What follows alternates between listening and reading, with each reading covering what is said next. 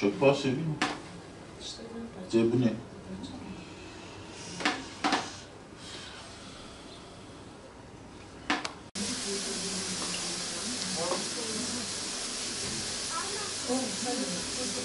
أول واخد direkt كشي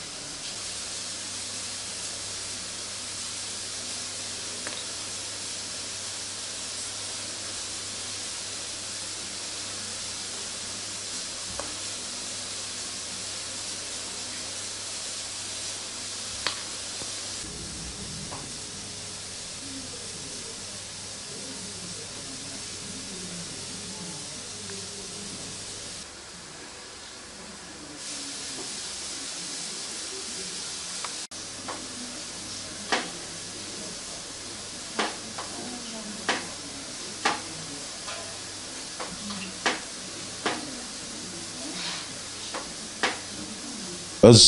باوینه زاروک اما از خوازم yetkili Ali mümkün ez engelliyim şeş hafzaruk dime خوندن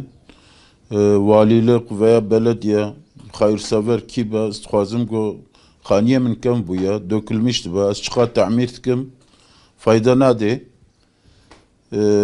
artık zaruk servis parasıya vana ki ne mad murft ederte hayat şartları gori vega zor buya l'Antalya böbrek nakli sırası dema az خوازم go yani yetkili valilik ve belediye be